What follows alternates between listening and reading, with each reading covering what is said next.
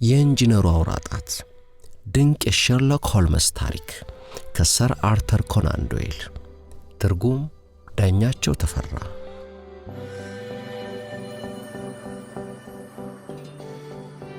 የአቶ ሃተርሊ አውራጣት ጉዳይ የተከሰተው በ1889 እንደ አውሮፓውያን አቆጣጠር በክረምት ወራት ነበር። እኔም ገና ሙሽርነቴን አልጨረስኩም ነበር።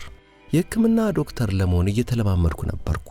ብዙ ጊዜም በቤከር ጎዳና የሚኖረውን ጓደኛዬን ሼርሎክ ሆልምስን እየተመላለስኩ ጠይቀዋለሁ። አልፎ አልፎም እሱም እየመጣ እኔና ሚስቴን እንዲጠይቀን አስገድደዋለሁ። የሙከራ ጊዜም ለብዙ ጊዜ ተራዘመብኝ። ምክንያቱም የምኖረው ፓዲንግተን ባቡር ጣቢያ አጠገብ ስለነበር ጥቂት በሽተኞች ብቻ ነበሩኝ። እነሱም የጣቢያው ሰራተኞች ነበሩ። ከነኛ አንደኛው የጣቢያው ዘበኛ ነበር። ይህን ሰው ከአንድ አደገኛ በሽታ ስላዳንኩት ስለኔ በጣም እያዳነቀ በማውራት አዳዲስ በሽተኞች ወደኔ እንዲመጡ ይረዳኛል። አንድ ቀን ጧት ከአንድ ሰዓት ቀደም ብሎ የመኝታ ቤቴ በር ተንኳኳ። ሰራተኛዬ ነበረች አንኳኳችው። ሁለት ሰዎች ከፓዲንግተን ጣቢያ የመጡ ከቢሮዬ እንደሚጠብቁ ይነገረችኝ። ልብሴም በቶሎ ለባበስኩና እየተጣደፍኩ ወደ ቢሮዬ ወረድኩኝ። ከልምድ የባቡር ጣቢያ አደጋዎች ከበድ ያሉ እንደሆኑ ተረድቻለሁ። ቢሮዬ ከመድረሴ በፊት የጣቢያው ዘበኛ ወዳጄ በሩን ከፍቶ ገባና ከኋላው ዘግቶት ቆመ። እዚያም ጥቼዋለሁ።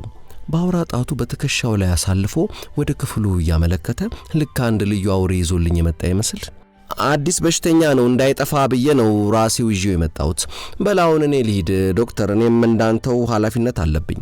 ምስጋናዬን ከማቅረቤ በፊት ፈጥኖ ወጥቶ ሄደ። ቢሮዬ ስገባ አንድ ጨዋ ሰው ከጠረጴዛው አጠገብ ተቀምጦ አገኘው። ለመንገድ የሚሆን ልብስ ለብሷል። ከጨርቅ የተሰፋው ባርኔጣውን ከመጽሐፎቹ ላይ አኖሮታል። አንደኛው እጁ ላይ በደም የተጨማለቀ መሐረብ ተጠቅልሏል። በግምት ከ25 ዓመት አይበልጠውም ብዬ አሰብኩ። ወጣት ነው። ኮስታራ ፊት ያለው ቢመስልም አሁንም ግን ፊቱ በጣም ይገረጣና የጤንነት ምልክት ፈጽሞ የለውም። ስሜቱንም መቆጣጠር አይችልም ነበር። በጠዋት ካልጋ ስላስነሳው ይቅርታ ዶክተር ብሎ ጀመረ። ሌሊቱን ከባድ አደጋ ስለደረሰብኝ ነው ዛሬ ጠዋት ወደ ለንደን በባቡር ተመልሼ እዚሁ ፓዲንግተን ስደርስ የጣቢያውን ሰራተኞች ዶክተር የት እንደማገኝ ጠየቅኳቸው። ከነሱ ውስጥ አንድ ደግ ሰው እዚሁ ድረስ አመጣኝ። ለሰራተኛ ካርድ ሰጥቻት ነበር፣ ግን እንደማየው ከጠረጴዛው ጫፍ ላይ ትተዋለች። አንስቼ ስመለከት አቶ ቪክተር ሃተርሊ የውሃ ኢንጂነር 3ኛ ፎቅ ቪክቶሪያ ጎዳና ይላል። በማለዳ የመጣው የበሽተኛ ስም መሆኑ ነው። በጣም አዝናለሁ፣ ብዙ አስጠበቅኩ አልኩና ቁጭ አልኩ። የሌሊቱ ጉዞህም አሰልቺ እንደነበር ይሰማኛል። አሰልቺ እንኳን ሊባል አይችልም አለ እየሳቀ። ሳቁ ግን ከጤነኝነት የመነጭ አልነበረም። ተው ብዬ ጮኩበት። ራስን ተቆጣጠር እንጂ አልኩና ውሃ በብርጭቆ ቀዳውና ሰጠሁት። ሆኖም ሊያቆመው አልቻለም። መሳቁን ለጥቂት ጊዜ ያክል ቀጠለ። መጨረሻ ሲያቆም ግን ደክሞትና የሀፍረት ስሜት የሚታይበት ነበር። እንደ ሞኝ ዝም ብዬ ስቅ ጀመርኩ አለ በደከመ ድምፅ። አይሰማ አልኩትና ትንሽ ብራንዲ ውሃ ውስጥ ጨመርኩና ጠጣው አልኩት። ትንሽ ቆይቶ ደሙ በገረጣው ፊቱ ላይ ሲሞላና መልኩ በአጠቃላይ መለስ ሲል ታየ። እና አሁን ይሻላል አለ። አሁን ዶክተር አውራጣቴ ወይም አውራጣቴ የነበረበትን ቦታ አከመኝ አለኝ። መሐረቡን ፈቱ እጁን ብድግ ሲያደርግ በጣም የሚቀፍ አይነት ነበር። እኔን እንኳን የወታደር ሐኪም ሆኜ የሰራሁትን ሰውዬ ዝግንን አለኝ። በአውራጣቱ ፈንታ ቀይና ያበጠ ቦታ ይታያል። አውራጣቱ ሙልጭ ብሎ ተቆርጧል። የቅዱሳን ያለህ ብዬ ጮኩ። ይህ በጣም ከባድ ቁስል ነው፣ በጣም ሳይደማ አይቀርም አልኩት። ናው ብዙ ደምቻለሁ። የዚያን ጊዜም ራሴን ስቼ ነበር። እንደሚመስለኝ ከሆነ ራሴን ሳላውቅ ለብዙ ጊዜ ቆይቻለሁ። ስነቃም ደሙ መፍሰሱን አላቆመም። ከዚያ አንጓዬ ላይ በመሐረብ ጥርቅም አድርጌ ያሰርኩት። ስሩም ጠንካራ እንዲሆን ከውስጥ እንጨት ብጤ አድርጌበት ነበር። ግሩም ነው፣ ዶክተር መሆን ነበረብህ አልኩት። የውሃ ኢንጂነር ነኝ፣ የፈሳሽ ነገሮችን ግፊት በሚመለከት ጠንቅቄ ያውቃለሁ አለ። ይህ በጣም ከባድና ስለት ባለው መቁረጫ መሆን አለበት የተቆረጠው አልኩት ቁስሉን እየመረመርኩ። መጥረቢያ ነው አለ። አደጋ ነው መሰለኝ። አይደለም። ታዲያ ሰው ሊገል ነበር ማለት ነው? አዎ። እንዴት የሚሰቀጥጥ ነገር ነው አልኩኝ። ቁስሉን ጠራረኩና አሰርኩት። ይህንን ሁሉ ሳድርግ አንድም ጊዜ አልጮኸም። አልፎ አልፎ ግን ከንፈሩን ይነክስ ነበር። አሁን ምን ይሰማሃል አልኩት ከጨረስኩ በኋላ። ደህና ነኝ፣ ብራንዲህና ሕክምና አዲስ ሰው አድርጎኛል። ድካም ግን ይሰማኛል። በጣም መጥፎ ነገር ነበር ያጋጠመኝ አለ። ስለ ጉዳዩ ባታወራ ይሻላል መሰለኝ፣ የሚረብሽ አይነት ሳይሆን አይቀርም አልኩት። አሁንም አልፏል። አንድም ሳይቀር ለፖሊስ መንገር ይኖርብኛል። እውነቱን ለመናገር ይቁስል ባይኖረኝ ታሪኬን ማንም አያምነኝም ነበር። በጣም የሚያስደንቅ ታሪክ ነው፣ ግን ብዙም ማስረጃ የለኝም። ፍትህም መገኘቱን እጠራጠራለሁ፣ ምክንያቱም ለተከታታዮች እምብዛም የሚጠቅም ጥቆማ የለኝም አለ። እንደዚያ ከሆነ ወደ ፖሊስ ከመሄድ በፊት ሼርሎክ ሆልምስ የተባለ ጓደኛዬን እንድታነጋግረው አጥብቄ እመክርሃለሁ አልኩት። ስለ አቶ ሆልምስ ሰምቻለሁ አለኝ። እኔም ይህንን ጉዳይ እሱ ቢያየው በጣም ደስ ይለኛል። ልትነግርልኝ ትችላለህ? ከዚያም የተሻለ ማድረግ እችላለሁ። እኔው ራሴ ወስድሃለሁ አልኩት። በጣም ደግ ሰው ነህ አለ መሐንዲሱ። ጋሪ እናስጠራና አብረን እንሄዳለን። ልክ በቁርስ ሰዓቱ እንደርስና አብረን እንቆርሳለን። ታዲያ አሁን መሄድ ትችላለህ? አዎ እችላለሁ። ታሪኬን እስከምናገር ድረስ አይምሮ የሚያርፍ አይመስለኝም አለ መሐንዲሱ። እንግዲያው ሰራተኛዬ ጋሪ ትጠራልናለች። እኔም እስከዚያው እሰናዳለሁ። ወደ ፎቅ ወጣውና ጉዳዩን ለባለቤት የገለጽኩላት። ከ5 ደቂቃ በኋላ አቶ ሃተርሌና እኔ በጋሪ ሆነን ወደ ቤከር ጎዳና መራን። እንደገመትኩትም ሼርሎክ ሆልምስ ከእንግዳ መቀበያ ክፍሉ ቁጭ ብሎ ፒፓውን እየማገ ዘ ታይምስ የተባለውን ጋዜጣ ይዞ ማስታወቂያ ያያል። በተለመደው ረጋ ባለው ሰላምታው ተቀበለንና ለሁለታችንም ቁርስ አዘዘልን። ከዚያ ሁለታችንም ጠረጴዛውን ከበን በልተን ከጨረስን በኋላ ሆልምስ ለአቶ ሃተርሌ ብራንዲ ቀዳለትና ከሶፋው ላይ ጋደም እንዲል አዘዘው። ካጠገቡም ውሃ አስቀመጠለት። አቶ ሃተርሌን ያጋጠመ ነገር ተወዳዳሪ የሌለውና አስፈሪ መሆኑን በቀላሉ መረዳት ይቻላል አለው። እባክህ ከሶፋው ጋደም በልና ተዝናና፣ እንግድነትም አይሰማ፣ የምትችለውን ያክል ንገረን፣ ሲደክም ግን አቁም፣ ከመጠጡም ጎንጨት በልለት አለን። አመሰግናለሁ አለ ቁስለኛው። ዶክተር ሕክምና ካደረገልኝ በኋላ በጣም ደህና ነኝ። አሁን ደግሞ ያንተ ቁርስ የበለጠ አበርትቶኛል። ስለዚህ አስገራሚውን ታሪኬን አሁኑኑ ጀምራለሁ። ሆልምስ ከትልቁ ባለእጅ መደገፊያ ወንበሩ ላይ ቁጭ አለ።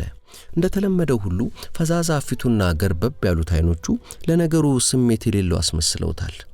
እኔ ደግሞ ከፊት ለፊቴ ቁጭ ብሎ በጸጥታ ታሪኩን ማዳመጥ ጀመርን። አባትና እናቴ ሞተዋል ብሎ ጀመረ።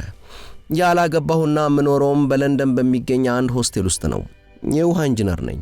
እዚህም ለመድረስ በግሪኒች ከሚገኙ ከታወቁት የውሃ ኢንጂነሮች ከነ ቬነርና ማቲሰን ስር ለ7 ዓመት ስልጠና ወስጃለሁ። ስልጠናዬንም ከ2 ዓመት በፊት ነው የጨረስኩት። ብዙም ሳልቆይ አባቴ ሞተና ከሱ ትንሽ ገንዘብ ወረስኩ። ስለዚህ የግል ሥራ መስራት ፈልጌ በቪክቶሪያ ጎዳና ቢሮ ተከራየሁ። የመጀመሪያዎቹ ዓመታት ሁልጊዜ አስቸጋሪና ተስፋ አስቆራጭ ናቸው። እኔም ብሆን በጣም ተስፋ የሚያስቆርጥ ጊዜ ነበር ያሳለፍኩት። በ2 ዓመት ውስጥ 3 ወይም 4 ደንበኛ ብቻ ነው የነበረኝ። ከነኚህም 27 ፓውንድ ብቻ ነበር ያገኘሁት። ሁል ቀን ከጧቱ 3 ሰዓት እስከ 10 ሰዓት በትንሿ ቢሮዬ ቁጭ ብዬ እውላለሁ። ወደ መጨረሻው ላይ ተስፋ እየቆረጥኩ መጣሁ። በስተመጨረሻ ላይማ ምንም ሥራ ማገኝ መስሎ አልታያለኝ። ሆኖም ትላንት ቢሮዬን ጥዬ ልወጣ እያሰብኩ ያለ ጸሐፊ መጣና የሆነ ሰው ለሥራ ጉዳይ ሊያየኝ እንደሚፈልግ ነገረኝ። ስም ያለበት ካርድም ሰጠኝ። ካፒቴን ላይሳንደር ስታርክ የሚል ተጽፎበታል። ካፒቴኑም ወዲያው ተከትሎት ወደ ክፍሉ ገብቶ ነበር። ረጅምና ቀጭን ሰው ነበር። እንደ ካፒቴን ስታርክ አይነት ቀጭን ሰው ያየው አይመስለኝም። ሹል አፍንጫ ያለውና የፊቱ ቆዳ ደግሞ አግጦ በወጡት አጥንቶቹ ላይ ተወጣጠረ ነው። ሆኖም ግን ቅጥነቱ ከበሽታ የመጣ ጨርሶ አይመስልም። ጀርባው ቀጥ ያለና አይኖቹ የሚያበሩ ናቸው። ተራ አይነት ቢመስልም ጽዱ ልብስ ለብሷል። በግምት የ35 ወይም የ40 ዓመት ሰው ይሆናል። አቶ ሃተርሌ ብሎ ሲጠራኝ ካነጋገሩ ጀርመናዊ መሰለኝ። የሆነ ሰው ግሩም ኢንጂነር መሆንን ብቻ ሳይሆን ሚስጥር ጠባቂ መሆንን ጭምር ጠቁሞኝ ነው የመጣሁት አለኝ። አባባሉ ስለነካኝ ለአጸፋው ጎንበስ አልኩ። ስለኔ እንዲህ ያለውን ጥሩ ነገር ያወራው ማን እንደሆነ ብጠይቅ ቢፈቀድልኝ አልኩት። መልካም፣ ብቻ ይህንን አሁን መንገሩን ልተው። ቤተሰቦች መሞታቸውንና ያላገባ መሆንን እንዲሁም ለንደን ውስጥ እንደምትኖር ሁሉ ሰምቻለሁ አለኝ። ትክክል ነው አልኩት። ነገር ግን ይህ ከስራዬ ጋር ምን ግንኙነት እንዳለው አልገባኝም። ጸሐፌ ለሥራ ጉዳይ ልታነጋግረኝ እንደመጣ ገልጾልኛል አልኩት።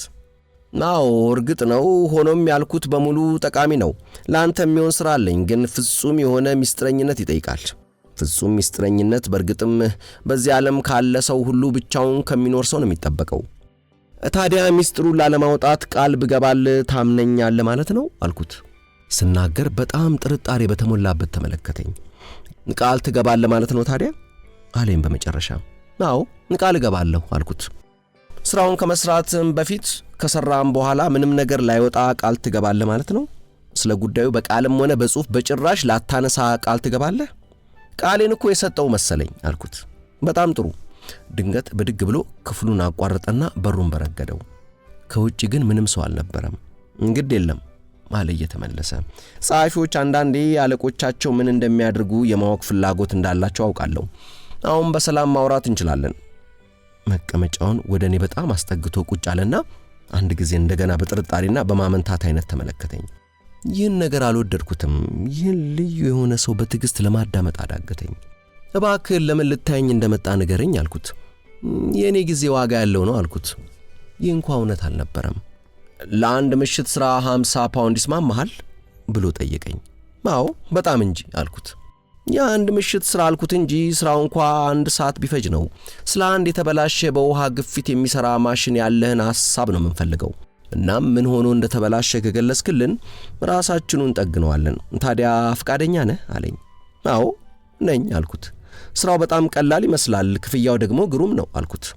አዎ ዛሬ ማታ በመጨረሻው ባቡር እንድትመጣ እንፈልጋለን አለ። የት ነው ብዬ ጠየቅኩት። ኢፎርድ በርክሻየር ከሪዲንግ 75 ኪሎ ሜትር ያክል ርቃ የምትገኝ ትንሽ መንደር። ከፓዲንግተን የሚመጣ ባቡር አለ። እሱን ከያዝ ከ11 ተኩል ላይ ትደርሳለህ። በጣም ጥሩ አልኩት። ኢፎርድ ጣቢያ ድረስ ጋሪ ይዤ መጥቼ ይቀበልሃለሁ አለኝ። ከጣቢያው ርቀ ነው የምትኖረው ማለት ነው ብዬ ጠየቅኩት። አዎ ቤታችን ወደ ገጠሩ ገባ ያለ ነው፣ ከ7 ማይል በላይ ይሆናል አለኝ። እንደዚያማ ከሆነ ከእኩለ ሌሊት በፊት አልደርስም ማለት ነው። እንደሚመስለኝ በዚያን ሰዓት ከኢፎርድ ወደ ለንደን የሚመለስ ባቡር አይኖርም። እዚያው ማደር ሊኖርብኝ ነው ማለት ነው አልኩት። ምን ችግር አለ? አልጋ ይሰጥሃል አለኝ። እንደዚያማ አመቺ አይሆንም፣ በሌላ ጊዜ ልመጣ እችላለሁ ብዬ ጠየቅኩት። ምሽቱ ተስማሚ እንደሆነ አስቀድመን ወስነናል። ክፍያውንም ከፍ ያደረግነው ለዚሁ ነው። ሆኖም ፍቃድ ካልሆነ እምቢ ለማለት መብት ነው አለኝ። 50 ፓውንድ ታየችኝ። ምን ያክል እንደሚጠቅመኝ አሰብኩ። ቢንኳ አልልም አልኩት። የፈለግከውን አድርግልሃለሁ፣ ነገር ግን ምን እንደምሰራ በበለጠ ለማወቅ ፈልጋለሁና ብትገልጽልኝ አልኩት። በሚገባ እንጂ ሁሉንም ነገር ገልጽልሃለሁ፣ ግን ሚስጥረኝነት ይጠይቃል። እርግጠኛ ነህ የምናወራውን ማንም አይሰማንም ብሎ ጠየቀኝ። እርግጠኛ ነኝ ብዬ መለስኩለት። እንደዚያ ከሆነ ገልጽልሃለሁ። ከጥቂት ዓመታት በፊት 10 ኪሎ ሜትር ያክል ከሪዲንግ ራቅ ብሎ አንድ ቤትና ትንሽ ቦታ ገዛው። ከዚያ ከአንደኛው ማሳ ላይ ያለው አፈር ማዕድን አዘል ሆኖ አገኘሁት። ይህ የፉለር አፈር ተብሎ የሚታወቀው ሲሆን አንተም እንደምታውቀው ሁሉ ይህ ከፍተኛ ዋጋ ያለውና በእንግላንድ ደግሞ 1 ወይም 2 ቦታ ብቻ የሚገኝ ነው። ሆኖም መጠኑ አነስተኛ ሆኖ አገኘሁት። ነገር ግን የኔን መሬት በግራና በቀኝ ከሚያዋስነውና የጎረቤቶቼ ከሆነው ቦታ ላይ በብዛት ይገኛል። ጎረቤቶቼ ግን መሬታቸው የወርቅ ማዕድን ያክል ዋጋ ያለው መሆኑን አልተገነዘቡም። ስለ ሁኔታው ከማወቃቸው በፊት ቦታቸውን ለመግዛት ሐሳብ አለኝ። ሆኖም ግን ይህን ለማድረግ ካፒታሉ የለኝም። ሚስጥሩን ግን ለጥቂት ጓደኞች ያዋየኋቸውና በዝምታና በሚስጥር በኔ መሬት ላይ ያለውን እየቆፈርን አውጥተን ከሸጠን በኋላ ገንዘቡ ሲጠራቀም የነሱን እንድገዛ ሐሳብ አቀረቡልኝ። በዚህ መንገድ ስንሰራ ለጥቂት ጊዜ ቆየን። አንዱ የምንጠቀምበት መሳሪያ በውሃ ግፊት ኃይል የሚሰራ ማሽን ነው። ይህ ማሽን አስቀድሜ እንደነገርኩ ሁሉ በደንብ ስለማይሰራ ምክርህን እንፈልጋለን። ሚስጥራችንን ግን በሚገባ ምንጠብቅም ነን። ጎረቤቶቻችን አንድ የውሃ ኢንጂነር ትንሿ ቤታችን መጥቶ እንደነበር ከሰሙ የኛ የዚህን አፈር ማግኘታችን ነገር ሚስጥር መሆኑ ቀረ ማለት ነው። መሬቱን የመግዛቱም ነገር ያከትማል። ስለዚህም ነው አስቀድሜ እንደምትሄድ ለማንም ሰው እንዳታወራ ቃል ያስገባው። ገባ ብሎ አጫወተኝ። ናው ብዬ መለስኩ። ነገር ግን አንድ ያልገባኝ ነጥብ አለ። ለመሆኑ ይህ በውሃ ግፊት የሚሰራው ማሽን ይህን አፈር ቆፍሮ ለማውጣት እንዴት ነው የሚጠቅማችሁ? አሃ አለ በግድ የለሽነት። የራሳችን የሆነ ልዩ ዘዴ አለን። ይህ ማሽን አፈሩን ወደ ጡብነት ይለውጥልናል። ስለዚህም ስናወጣ ጎረቤቶቻችን ምን እንደሆነ አይጠረጥሩም። ይህ ግን ዝርዝር ጉዳይ ነው። አቶ አተርሌ አሁን እንግዲህ ተማምኜብሃለሁ፣ እንደማምንህም አሳውቄሃለሁ ሲነሳ እየተናገረ ነበር። እንግዲህ ኢፎርድ ከምሽቱ 5 ሰዓት ከሩብ ላይ እጠብቅሃለሁ። እርግጠኛ ነኝ እንደምመጣ አልኩት። እናም ስለ ጉዳዩ አንድም ቃል ለማንም እንዳይወጣ አለኝ ደገመና። ከዚያ ተኩሮ በጥርጣሬና በማመንታት መልክ ሲመለከተኝ ቆየና እጄን በቀዝቃዛና ላባም እጁ ጨበጠኝና በችኮላ ክፍሉን ጥሎ ወጣ።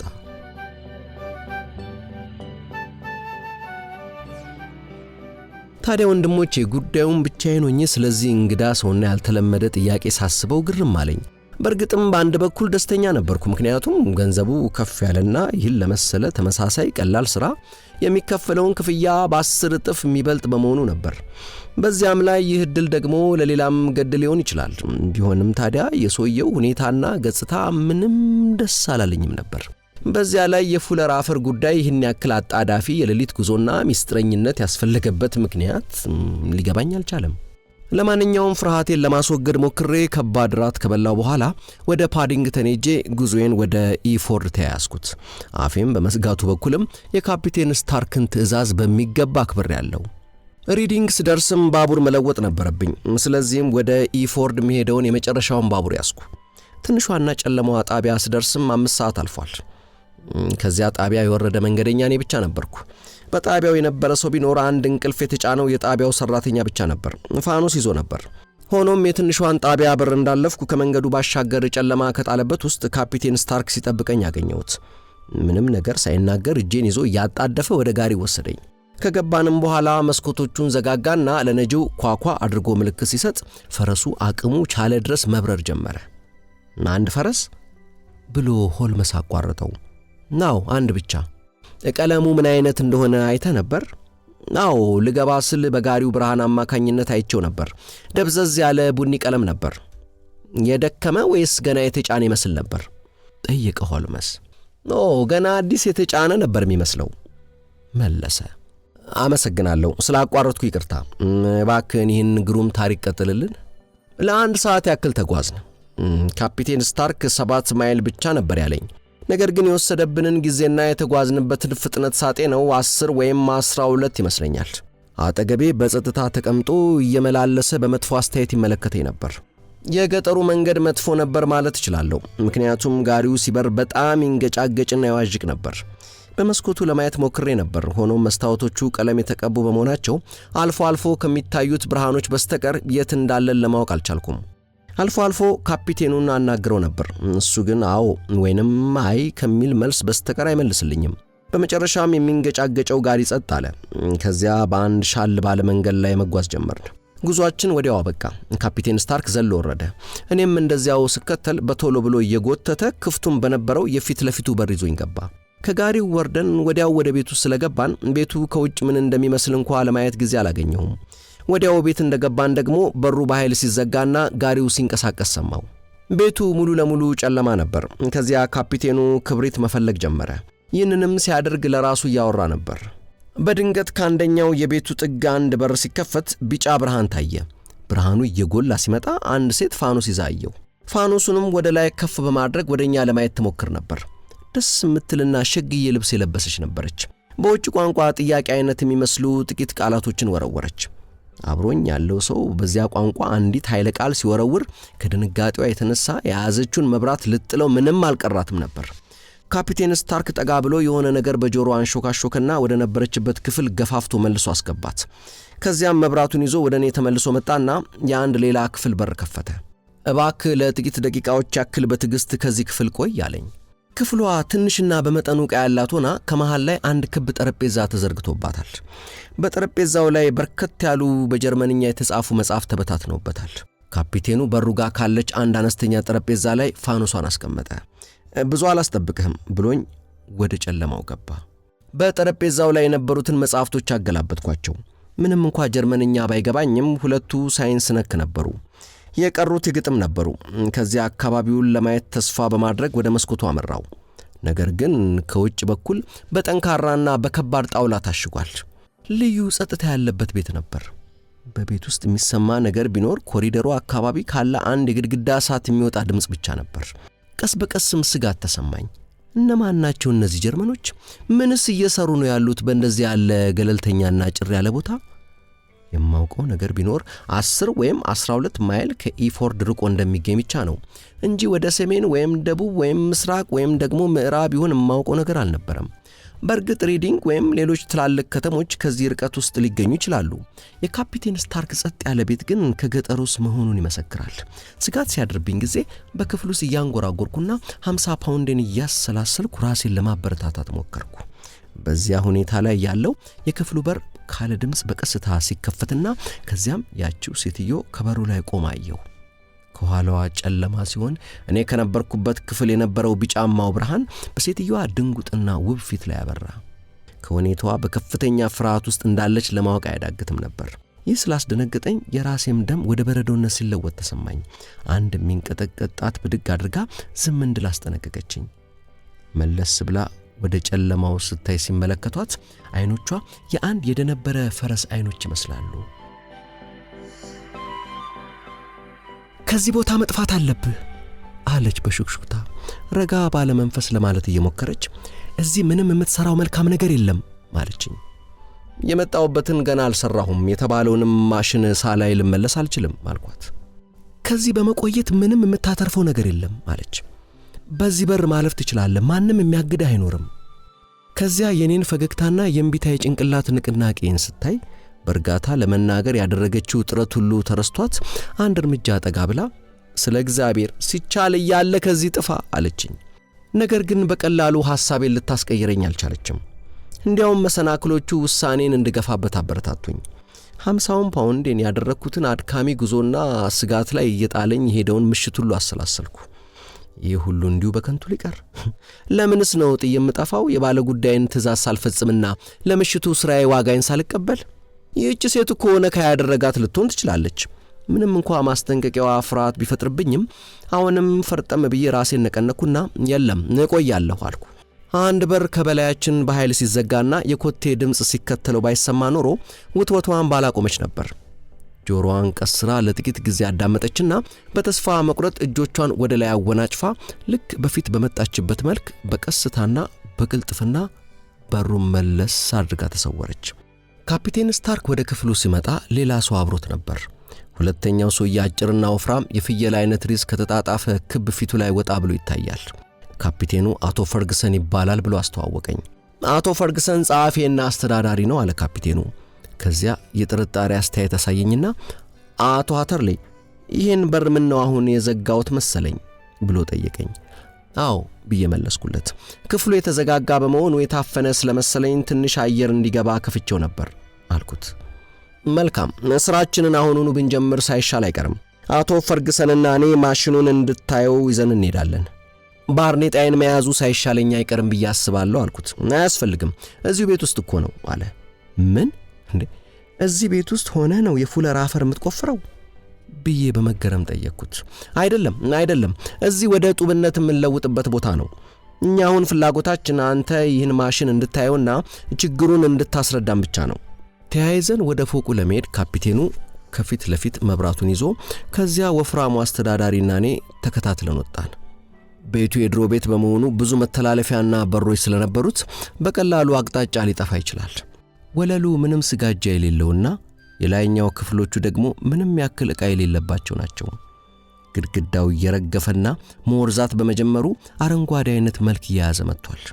በተቻለ መጠን ያልተረበሽኩና ደስተኛ ለመምሰል ሞከርኩ። ሆኖም የሴትዮዋ ማስጠንቀቂያ ከጭንቅላቴ ሊወጣ ስላልቻለ አብሮኝ ያሉትን ሁለት ሰዎች በጥርጣሬ መለከታቸው ጀመር። ፈርግሰን የግልፍተኛና ዝምተኛ ሰው መልክ አለው። ሆኖም ከድምጹ ያገሬ ሰው እንግሊዛዊ መሆኑን ተረድቻለሁ። በመጨረሻም ካፒቴን ስታርክ ከአንድ አጭር በር አጠገብ ቆመና በያዘው ቁልፍ ከፈተው። ክፍሏ ውስጧ ትንሽና አራት ማዕዘን ናት። በጣም ትንሽ ከመሆኗም የተነሳ ሶስታችንም ውስጡ ለመሆን አንችልም። ስለዚህም ነው መሰል ፈርግሰን ውጪ ቀረና እኔና ካፒቴኑ ብቻ ገባን። አሁን በመሰረቱ ያለነው በውሃ ግፊት ከሚሰራው መጠፍጠፊያ ማሽን ውስጥ ነው። ድንገት አንድ ሰው ማሽኑን አሁን ቢነካው በጣም መጥፎ ይሆናል። የዚህ ክፍል ኮርኒሷ የሚነቃነቀው የመጠፍጠፊያው የላይኛው አካል መሆኑ ነው። እንግዲህ ሲወርድም በከባድ ኃይል ይሆንና ከብረት ከተሰራው ወለል ጋር ይገናኛል። ማሽኑ አሁንም ቢሆን ይሰራል፣ ግን አንዳንዴ አልሄድም የሚል ጸባይ አምጥቷል። አሁን አንተ ይህን የሆነበትን ምክንያት እንድታይልንና እንዴት ሊስተካከል እንደሚችልም እንድታሳየን ነው ብሎ ገለጸልኝ። መብራቱን ከሱ ተቀበልኩና ማሽኑን በሚገባ ተመለከትኩት። በጣም ትልቅና ከፍተኛ ኃይል ያለው መደቆሻ ማሽን ነበር። ተመልሼ መጥቼ እንዳይወርድ የሚቆጣጠረውን እጀታ ወደ ታች ስመልሰው ለስለስ ብሎ የሚሰማው ቀጭን የፉጨት አይነት አነስተኛ ድምጽ ትንሽ ውሃ ያመለጠ ከአንደኛው ክፍል ወደ ሌላው እንደሚገባ ተረዳው። የግፊቱን እንደቀነሰው ያስረዳል። ጠለቅ ብዬ ስመረምር አንደኛው የላስቲክ ማፈኛ ከርጅና ብዛት ሳስቶ ስለነበር ለውሃው ማምለጫ ምክንያት መሆኑን ደረስኩበት። ይህንኑ አብረው ያሉት ሰዎች አስረዳው። እነሱም ባንክሮ ሲያዳምጡኝ ቆዩና እንዴት ሊጠግኑት እንደሚችሉ በርከት ያሉ ጥያቄዎችን እያከታተሉ ጠየቁኝ። ይህንን በሚገባ ካስረዳው በኋላ የከነከኑኝ ነገሮች ምን እንደሆኑ በማወቅ ፍላጎት ተገፋፍቼ በድጋሚ ከማሽን ውስጥ ገባው። ወዲያውም የፉለር አፈር ታሪክ በጭራሽ ውሸት መሆኑን ተረዳው። ይህንን የሚያክል ትልቅ ማሽን ለዚህ ጉዳይ ብቻ ይሆናል ብሎ ለማመን አስቸጋሪ ነው። ግድግዳዎቹ ከእንጨት ቢሰሩም ወለሉ ግን የብረት ነው። ይህንኑ ቀስ ብዬ ስመረምር ወለሉ በሌላ ነገር ተሸፍኖ አገኘሁት። ይህም እንደ ዱቄት በላመ የተለያየ የብረት አይነት ነበር። ጎንበስ ብዬ ምን እንደሆነ ፋቅ እያደረኩ ስመለከት ያለው በጀርመንኛ የቁጣ አይነት ድምጽ ተሰማኝ። ከዚያ እንደ መጥረቢያ የሰላው የካፒቴኑ ፊት ተቆጥቶ አየሁት። ምንድነው እዚያው የምትሰራው አለኝ። የፉለር አፈርን እያደነኩልህ ነው አልኩት። ከኔ ምክር ከመሻት በፊት የዚህን ማሽን ትክክለኛ ተግባሩን ልትነግረኝ ይገባ ነበር አልኩት። ይህን በመናገሬ ወዲያውኑ ጸጸተኝ። የሚያስፈራና ድርቅ ያለ ወዘቢስ አስተያየት ከካፒቴን ስታርክ ፊት ላይና አመዳማ አይኖች ውስጥ ደግሞ ጥላቻ ሲምቦጎቦግ ተመለከትኩ። ጥሩ ነው አለ። ማሽኑን በሚመለከት ሁሉንም ነገር አሳይሃለሁ ብሎ ወደ ኋላው አንድ እርምጃ ተራምዶ ትንሿን በር ዘጋና ወዲያው ቁልፉን አዞርና ቆለፋት። ተንደርድሬ ሄጄ እጀታውን ሳብኩ። ከዚያ በገፋው በእግሬ ብረግጦም ንቅንቅ አልላለ። ካፒቴን ስታርክ አስወጣኝ ብዬ ጮኩ። ወዲያው በዚያ ጸጥታ ውስጥ አንድ ድምጽ ሰማ። ከፍርሃቴ የተነሳ ልቤ አፌ ላይ መታውትፍ ያለች መሰለኝ። የሰማሁትም ድምጽ የመቆጣጠሪያ እጀታው ወደታይ ሲገፋና ቀጭኑን የውሃውን የፉጨት አይነት ድምጽ ነበር። ካፒቴን ስታርክ ማሽኑን አስነስቶት ነበር። መብራቱ የብረቱ ወለሉ ላይ እንደተቀመጠ ነበር። በብርሃኑም ጥቁሩ ኮርኒስ ወደኔ ያዘገመ ሲመጣ ተመለከትኩት። በቀስታና እየተንገዳገደ ቢሆንም ካረፈብኝ ሊጨፈልቀኝና ሊደቁሰኝ የሚችል ኃይል ነበረው። ከሚያስፈራ ጩኸት ጋር ራሴን በሩ ላይ ወረወርኩት። በጥፍሮቼም ቁልፉን ቧጠጥኩ። ካፒቴኑንም እንዲያስወጣኝ ተማጸንኩት። ደፍ የሚለው የማሽኑ ድምጽ ጩኸቴን እየቀማኝ ሄደ። አሁን ጣራው ከጭንቅላቴ 2 ወይም 3 ጫማ ርቆ ይታየኛል። እጄን ባነሳም ሻካራውን ጠፍጣፋ ብረት መዳሰስ እንደምችል ተሰማኝ። አንድ ሐሳብም በጭንቅላቴ ተቀረጸ። ይኸውም ነፍሴ ከመውጣቷ በፊት መከራዬ የሚጨምረውና የሚቀንሰው እንዳቀማመጤ መሆኑን ተገነዘብኩ። በፊት ለፊቴ ብደፋ ክብደቱ ጀርባዬ ላይ ያርፍና ህብለ ሰረሰሬን ይሰብረዋል። ሆኖም ጀርባዬ መሰበሩን ሁኔታ ሳስበው ተንዘፈዘፍኩ። ምናልባትም የተገላቢጦሽ ይሻል ይሆናል። ያን የሚያስፈራ ጥቁር ነገር ቀስ በቀስ እየቀረበኝ ሲመጣ ለማየት ብርታት ውስጥ እንዴት ይኖረኛል? መቆም ጭራሹኑ ተስኖኝ እያለ አንድ ነገር ላይ ተስፋ በልቤ ውስጥም አለ። ምንም እንኳን ጣሪያውና ወለሉ ከብረት ቢሰሩም ግድግዳዎቹ ከእንጨት መሰራታቸውን ተናግሬያለሁ። ለመጨረሻ ጊዜ ዙሪያን ስቃኝ በአንድ ስንጥቅ መሃል ብርሃን ተመለከትኩ። ለቅንጣት ታክል ከሞት ሊያወጣ የሚችል በር ይኖራል ብዬ አላሰብኩም ነበር። ወዲያውኑ ራሴን እንደ አንድ ነገር በወረውረው ግድግዳውን ጥሼ ከሚቀጥለው ክፍል ውስጥ ራሴን የመሳት ያክል አርጎኝ ተዘረርኩ። ከተኛውበት ሆኜ ፋኖሱ በከባዱ ብረት ሲደቅና ከጥቂት ጊዜ በኋላ ደግሞ የላይኛውና የታችኛው ብረት ሲገናኙ ስሰማ በምን ያክል ቅስበት ላመልጥ እንደቻልኩ ተገነዘብኩ። ከመደቆሻው ክፍል ውጪ ተጋድሜ እንዳለው አንድ የሆነ ሰው እጄን ሲጎትተኝ ተሰማኝ። በአንድ መተላለፊያ ሲሚንቶ ወለል ላይ እንዳለሁም ተገነዘብኩ። አንዲት ሴት በእጇ መብራት የያዘች አጎንብሳ ታየኛለች። ቀደም ብላ ስታስጠነቅቀኝ በሞኝነትም ቢያልኳት መልካሟ ደግ ሴት ነበረች። በርታና ተነስ ብላ ጮኸች። እዚህ መምጣታችሁ አይቀርም፣ እዚያ ውስጥ አለመሆንን ማወቃችሁ አይቀርም። እባክህችን ውድ የሆነች ጊዜ አታባክን፣ እኔን ተከተለኝ አለችኝ። አሁን እንኳን ምክሯን እምቢ ልል አልቻልኩም። እየተንገዳገድኩ ተነሳውና ተከትያት በኮሪደሩ አድርጌ በጠመዝማዛው ደረጃ ቁልቁል ሮጥኩ። ይህኛው ደግሞ ሰፋ ወዳለ መተላለፊያ ያቀባብላል። ልክ እዚያ ስንደርስ የሩጫ ድምጽና የሰዎች ጩኸት ሰማን። አንዱ ከላያችን ሆኖ ሌላኛው ደግሞ ከስራችን ሆኖ ሲመላለሱ መሪ ቆም ማለችና ምን ማድረግ እንደጠፋት ሁሉ ራሷን ተመለከተች። ከዚያ ወደ አንድ መኝታ ክፍል የሚወስደውን በር ስትበረግደው በመስኮቱ መስታወት ጨረቃዋ ፏ ብላ ስታበራ ታየችኝ። ያለ እድል ይህ ብቻ ነው፣ መስኮቱ እንኳን ከፍ ያለ ነው፣ ምናልባት ግን ልትዘል ትችል ይሆናል አለችኝ። እየተናገረች እያለች ከመተላለፊያው በኩል ብርሃን ብልጭ ሲል ታየ። ከዚያ ቀጭኑን ካፒቴን አየሁት። ካፒቴኑ በአንድ እጁ መብራትና በሌላው ደግሞ መሳሪያ የአጥንት መቀርጠፊያ መጥረቢያ አይነት ይዞ እየተንደረደረ መጣ። ቶሎ ብዬ መኝታ ቤቱን አቋርጬ መስኮቱን በረገድኩና ወደ ውጭ ስመለከት የጨረቃዋ ብርሃን ያትክልቱ ቦታውን ሰላምና ውበት አላብሶት ተመለከትኩ። አንድ 30 ጫማ ያክል ይርቃል። መስኮቱ ላይ በወጣም ለመዝለል ግን አመነታው። ምክንያቱም ባዳነች መልካሟ ሴትና በስታርክ መሃል የተነሳውን የጭቅጭቅ አዝማሚያ ማወቅ ፈልጌ ነበርና አስፈላጊ ሆኖም ከተገኘ ምንም አይነት ችግር ቢያስከትልም ተመልሼ ልረዳት ወስኜ ነበር። ያሳብ በጭንቅላቴ የመጣው ግን በሩ ደርሶ እሷን ገፍትሮ አልፏት ሊመጣ ሲል ተጠምጥማ ይዛው ልትከለክለው ስትታገል ሳያት ጊዜ ነበር። ፍሪትስ ለመጨረሻ ጊዜ የገባህልኝን ቃል ኪዳን አስታውስ ብላ በእንግሊዝኛ ጮኸችበት። ሁለተኛ አይደገምም ብለ ነበር። ቃልህን ማጠፍ ነው አለችው። አንቺ አብደሻል ኤሊዝ ብሎ ጮኸባት፣ ራሱን ለማላቀቅ እየታገለ። የመጥፊያችን ምክንያት ልትሆኝ ነው። ይህ ሰው ብዙ ነገር አውቋል። አሳልፊ ነው ምልሽ ብሎ ወደ አንድ ፊት ገፋትና ወደ መስኮቱ ሮጦ መጣና በያዘው ከባድ ስለታም መሳሪያ ወረደብኝ። የዚያን ጊዜ በእጆቼ መስኮቱን ደፍጄ ተንጠላጥዬ ነበር። የሆነ ከባድ ህመም ተሰማኝና የያዝኩትን ስለቅ እታች ካለው ካትክልቱ ስፍራ ላይ ወደቅኩ። ስወርቅ እንኳን ምንም አልተጎዳውም ነበር። ስለዚህ ብዙም ጊዜ ሳልፈጅ ተነሳውና የምችለውን ያክል በቁጥቋጦስ እየተሽለኮለኩ ሮጥኩ። ካደጋው ጨርሶም እንዳልተሰወርኩ ተሰማኝ። ወዲያው ደግሞ የህመም ስሜት ተሰማኝና እንደማጥወልወል አደረገኝ። ጎንበስ ብዬ እጄን ተመለከትኩ። ህመሙ በርግጥ ብሶብኝ ነበር። ለመጀመሪያ ጊዜ አውራ ጣቴ ሙልጭ ብሎ እንደተቆረጠ ተረዳው። ደሙም ክፉኛ ይወርዳል። መሐረቤን በዙሪያው ለማሰር ስሞክር ድንገት አንድ ነገር በጆሮዬ ላይ ሲያንቃጭል የሰማው መሰለኝ። ከዚያ ራሴን ሳትኩና ወደቅኩ።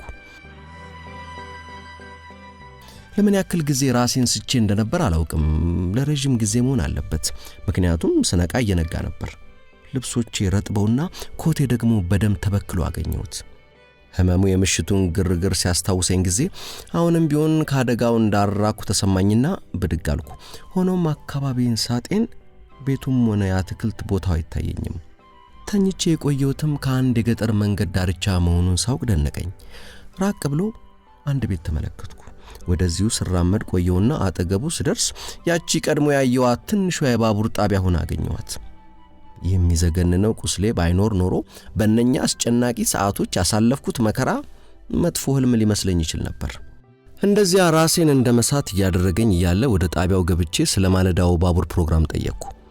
1 ሰዓት በማይሞላ ጊዜ ውስጥ ወደ ሪዲንግ መሄድ ነበር። ስመጣ የነበረው የጣቢያው ሰራተኛ አሁንም ስራ ላይ ነበር። ካፒቴን ላይሳንደር ስታርክ ስለሚባል ሰው ሰምቶ ያውቅ እንደሆነ ጠየቅኩት። ስሙ ግን ለሱ እንግዳ ነበር። የሆነ ጋሪ ትናንት ይጠብቀኝ እንደነበር አውቆ ነበር? በጭራሽ። ፖሊስ ጣቢያስ በአካባቢው አለ? 2 ወይም 3 ማይል ርቆ አንድ ጣቢያ ይገኛል። በነበረኝ ድካም እዚያ ድረስ ለመሄድ በጣም ራቀብኝ። ለንደን እስከምደርስ ታሪኬን ለፖሊስ ሪፖርት ላለማድረግ ወሰንኩ። ለንደን ስደርስ 12 ሰዓት ተኩል ሆኖ ነበር። መጀመሪያ ቁስሌን ለመታከም ሄድኩ። ከዚያ በኋላ ዶክተሩ ርህራሄ በተሞላው ሁኔታ እዚህ ድረስ አመጣኝ። ጉዳዩንም በአንተ እጅ ለመተው ወሰንኩ። የምትለኝንም በሙሉ አድርጋለሁ። ሸርሎክ ሆልምስና እኔ ይህንን አስደናቂ ታሪክ በዝምታ ስንከታተል ለጥቂት ጊዜ ቆየን። ከዚያ ሸርሎክ ሆልምስ ተነሳና ትላልቅ መጽሐፍት ከተደረደረበት መደርደሪያ ላይ አንደኛውን ጎትቶ አወጣ። ሆልምስ ከነኚህ መጽሐፍቶች ውስጥ ከጋዜጦች ላይ የተቀደዱ ማስታወቂያዎች ማስቀመጥ ያዘወትራል። እዚህ አንድ የሚያስገርማችሁ ማስታወቂያ አለ። ከአንድ ዓመት በፊት ሁሉም ጋዜጦች ላይ ወጥቶ ነበር። ይህን አድምጡ። አቶ ጄሪም ሃሄሊንግ የተባለ የ26 ዓመት ወጣት የውሃ ኢንጂነር ይወር በገባ ከ9ኛው ቀን ጀምሮ ጠፍቷል። መኖሪያውን ከምሽቱ 4 ሰዓት ጥሎ ከወጣ በኋላ በዚያው ሳይመለስ ቀረ እያለ ይቀጥላል። የለበሰውም እያለ ይቀጥላል። ልክ ነው። ካፒቴኑ ለመጨረሻ ጊዜ ማሽኑን ለማስጠገን ያስፈለገበት ጊዜ መሆን አለበት እንደመሰለኝ ከሆነ። የመላኩ ያለ ብሎ በሽተኛ ይጮኸ። ይሄ ሴትዮዋ ያለችውን በሚገባ ይገልጿል ማለት ነው። ምንም ጥርጥር የለኝም አለ ሆልምስ። ካፒቴኑ ቆራጥና ጨካኝ እንዲሁም ምንም ነገር የማያሳልፍና ከፊቱ ቆሞ የሚከላከለውን የማይምር መሆኑ ግልጽ ነው። መልካም፣ አሁን እያንዳንዷ ደቂቃ ውድ ናት። እናም አሁን ከበረታ አቶ አተርሌ ስኮትላንድ ያርድ እንደርሳለን። ከዚያ ወደ ኢፎርድ እንሄዳለን። ከ2 ወይም ከ3 ሰዓት በኋላ ሁላችንም በባቡር ሆነን ከሪዲንግ ወደ ትንሿ በርክሻየር መንደር በመጓዝ ላይ ነበርን። የነበርነውም ሸርሎክ ሆልምስ፣ ኢንጂነሩ ብራድ ስትሪት የስኮትላንድ ያርድ የወንጀል ክትትል ፖሊስ፣ ሌላ አንድ ፖሊስና እኔ ነበርን። ብራድ ስትሪት የኢፎርድ ወረዳን የሚያሳይ ትልቅ ካርታ ዘርግቶ ኢፎርድን የነገሩ መነሻ አድርጎ በዙሪያዋ ትልቅ ክብ ሰራና ከዚያ አልፍም አለ። ይሄ ክብ ከዳር ዳር 20 ማይልስ ሲሆን ከኢፎርድ ደግሞ 10 ማይልስ መሆኑ ነው። የምንፈልገውን ቦታ ከክቡ መስመር አካባቢ መሆኑ ነው። 10 ማይልስ ያልክ መሰለኝ ጌታው ብሎ በሽተኛዬን ጠየቀው። ጉዞ ከ1 ሰዓት በላይ ነው የፈጀው አለ ሃተርሌ። ራስን ስተሳለ ያን ሁሉ መንገድ ተሸክመው ያመጡ ይመስልሃል? መሆን አለበት። ተሸክመውኝ ሲጓዙ ያለኝ ትውስታ በጣም የተምታታ ነው። ግን ራስን ስተተዘረረ ሲያገኙ ለምን ሊገሉ እንዳልፈለጉ ሊገባኝ አልቻለም አልኩት። ምናልባትም ሴትዮዋ ስታርክን እንዲተው ተማጥናው ልመናዋ ጭካኔውን አብርዶት ይሆናል። ያ እንኳ ይሆናል ብዬ ለማሰብ አልችልም ብሎ ሃተርሌ መለሰ። በሕይወቴ እንደዚያ ያለ ጭካኔ የተሞላበት ፊት አይቼ አላውቅም። ለዚህ ሁሉ ብዙም ሳንቆይ መልስ እናገኝለታለን አለ ብራድስትሪት። መልካም፣ አሁን አካባቢውን ነድፌዋለሁ፣ ግን የት አካባቢ ይሰው እንዳለ ባውቅ የበለጠ ደስ ይለኝ ነበር። ይሄኔ እንደኔ ከሆነ ጣቴን ትክክለኛው ቦታ ላይ ማሳረፍ ችያለሁ አለ ሆልመስ በዝግታ። እውነት ብሎ ብራድስትሪት በመገረም ጮኸ። እናም የራስ ውሳኔ ላይ ደርሰሃል? መልካም፣ እንግዲያውስ ማካንተ ጋር እንደሚስማማ እናያለን። እኔ ደግሞ ወደ ደቡብ ነው ላለው፣ ከላይ በኩል ጥቂት ቤቶች ስለሚገኙ። እኔ ደግሞ ወደ ምስራቅ አለ በሽተኛዬ። ወደ ምዕራብ በኩል ይመስለኛል አለ ሁለተኛው ፖሊስ። በዚያ በኩል በርካታ ትናንሽ መንደሮች ይገኛሉ። ወደ ሰሜን ሳይሆን አይቀርም አልኩ እኔ ደግሞ፣ ምክንያቱም በዚያ በኩል ምንም ጉብታዎች አይታዩም። አቶ ሃተርሌ ሲናገርም በጉዞ ላይ ጋሪው ዳገት ነገር ሲወጣ ትዝም አይለውምና። ብራድስትሪት ሳቀ። እና አሁን ሰሜንም ደቡብም ምስራቅም እንዲሁም ምዕራብም ከግምት ገብቷል ማለት ነው። ታዲያ ከየትኛው ጋር ነው የምትስማማው ሆልመስ? የትኛውም አይስማማኝም ብሎ ሆልመስ መለሰ። ሁላችንም ልንሳሳት አንችልም። በሚገባ እንጂ ለምን አትሳሳቱም? የኔ ሐሳብ እንደዚህ ነው አለ ጣቱን የክቡ ማዕከል ላይ ያሳረፈ። እዚህ ነው ልናገኛቸው የምንችለው። እንዴ ታዲያ የ10 ማይሉን ጉዞ እንዴት ትገልጸዋለህ? አለ ሃተርሌ በመገረም።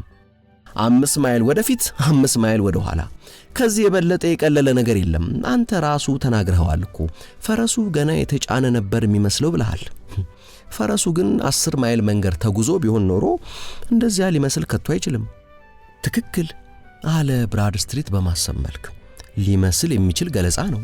ምን አይነት ወሮ በሎች እንደሆኑ ለማወቅ አያስቸግርም አለ ሆልመስ። እነኚህ የውሸት ፍራንክ የሚያትሙ ናቸው። በውሃ ግፊት የሚሰራውን መደቆሻ የሚጠቀሙበት የተለያየ የብረት አይነት በመቀላቀል ብር ለማስመሰል ነው። ከተወሰነ ጊዜ ጀምሮ አደገኛ የሆኑ ወሮበሎች በዚህ ሥራ ላይ እንደተሰማሩ ስንሰማ ቆይተናል አለ ብራድስትሪት። በብዙ ሺህ የሚቆጠሩ ከብር የተሰሩ የውሸት ፍራንኮች አውጥተዋል። ሌላው ቀርቶ ወደ ሪዲንግ የሚመራ ጥቆማ ሁሉ ደርሶናል። ነገር ግን ከዚያ በላይ መሄድ አልቻልንም። ይህም ድርጊታቸውን በሚገባ ሚስጥራዊ ለማድረግ በመቻላቸው ነበር። አሁን ግን እንደመሰለኝ እነኚህ ሰዎች እጃችን ላይ ሊወድቁ ነው። ብራድስትሪት ግን ተሳስቶ ነበር። ወንጀለኞቹ በጭራሽ ከፖሊስ እጅ ላይ ሊወድቁ አልቻሉም። ባቡራችን ወደ ኢፎርድ ጣቢያ ሲቃረብ አንድ ከፍተኛ ጭስ ወደ ላይ ሲንቦለቦል አየን። ጭሱም የሚወጣው ከመንደሩ አቅራቢያ ካሉ ዛፎች ባሻገር ነበር። ጭሱ እየተንቦለቦለ ወጥቶ ከሰማዩ ላይ እንዳንዳች ጥቁር ጥላ ተንጠልጥሏል። ልክ ከባቡር እንደወረድን የሚቃጠል ቤት አለ እንዴ ብሎ ብራድስትሪት ጠየቀ። አዎ ጌታዬ አለ ጣቢያው ኃላፊ። መቼ ነው ሰዓቱ የጀመረው? እንደሰማሁት ከሆነ ሌሊት መሆኑ ነው ጌታዬ። አሁን ግን ብሶበታል። በአሁኑ ሰዓት ቤቱ ሙሉ በሙሉ ሳይጠፋ አይቀርም። የማን ቤት ነው? የዶክተር ቤከር። እስቲ ንገረኝ አለ ሃተርሌ። ዶክተር ቤከር ጀርመናዊ ቀጭንና ባለረጅም አፍንጫው ሰውዬ ነው? የጣቢያው ኃላፊ ከት ብሎ ሳቀ። አይደለም ጌታዬ፣ ዶክተር ቤከር እንግሊዛዊና በመንደሩ ካለው ሁሉ ወፍራሙ ሰው ነው። ሆኖም አንድ የሆነ ሰው አብሮት አለ። ከበሽተኞቹ አንደኛው ይመስለኛል። የውጭ አገር ሰውና በጣም ቀጭን ነው። እሳቱ ወደሚነድበት አቅጣጫ ሁላችንም በአንድነት ስንፈተለክ የጣቢያው ኃላፊ ማውራቱን አላቆመም ነበር።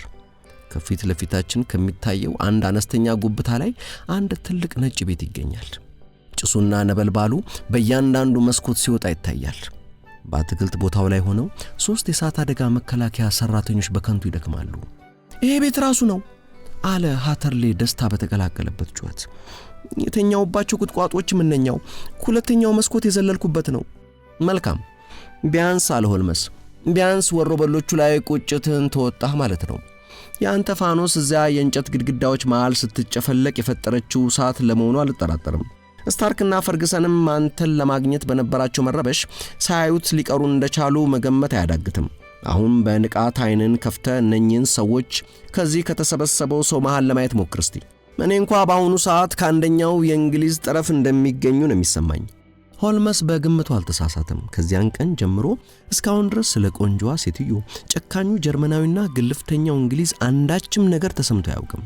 የዚያን ቀን ጧት አንድ ገበሬ አንድ ሰዎችና በርከት ያሉ ትላልቅ ሳጥኖችን የጫነ ጋሪ ያጋጥሙት እንደነበር ተናግሯል። ወደ ሪዲንግ በፍጥነት እየተጓዙ ነበር። ወሮበሎቹ ግን ከዚህ የበለጠ የተውት አንዳችም ፍንጭ አልነበረም። ሆልመስ እንኳን ከዚህ የተሻለ ፍንጭ ሊያገኝ አልቻለም። የእሳት አደጋው ሰራተኞች አንድ በቅርቡ የተቆረጠ የሰው አውራ ጣት ማግኘታቸውን ሰማን። አውራ ጣቱ ሁለተኛው ፎቅ ላይ ከሚገኝ የመስኮቱ ደፍ ላይ ተጣብቆ ነበር። ፀሐይ ልትጠልቅ ስትቃረብ እንደምንም እሳቱን ሊያጠፉት ቻሉ። ነገር ግን ጣራው ተደርምሶ ሲወድቅ የውሸት ፍራንክ መስሪያውን ማሽን ቀብሮት አስቀረው። በርከት ያሉ ከቲንና ከሌሎችም ብረቶች የተውጣጡ ክምሮች ከህንጻው ኋላ ከሚገኝ ቤት ውስጥ ተገኘ። ሆኖም ወንጀለኞቹ ከሰሩት የውሸት ፍራንክ አንድም አላስቀሩም። ተጭነው የታዩት ሳጥኖችም ፍራንክ የሞሉ ሳይሆኑ እንዳልቀሩ ታምኗል። የአቶ ሃተርሌ ከአትክልት ቦታው አንስቶ እስከ መንገዱ ዳርቻ ድረስ እንዴት ሊመጣ እንደቻለም ሚስጥሩ ወዲያው ተፈታ። ሆልመስ የሁለት ሰዎች ዱካ አገኘ። ኢንጂነሩ በሁለት ሰዎች ሸክም እንደሄደና አንደኛው ዱካ በጣም አነስተኛ ሲሆን ሌላኛው ደግሞ በጣም ትልቅ ነበር። በአጠቃላይ ሴትየዋን እንግሊዛዊው ከጀርመናዊ ያነሰ ጭካኔ ኖሮት ምናልባት አግዟት ነፍሱን ስቶ የወደቀውን ሰው ካደጋ አሽሽቶት ይሆናል። መልካም አለ ሃተርሌ ትንሽ እንደመከፋት ብሎ። ለኔ በጣም እንግዳ ነገር ነው። አውራ ጣቴን አጣው 50 ፓውንድንም ጭምር። ምን ያገኘውት ነገር አለ? አሁን ትልቅ ትምህርት ቀስመሃል አለው ሆልመስ እየሳቀ። እናም አሁን ልዩ የሆነ እውነተኛና አስደናቂ ታሪክ አለ ማለት ነው። እስከ ሕይወት መጨረሻ ያወራው መኖር ትችላለህ።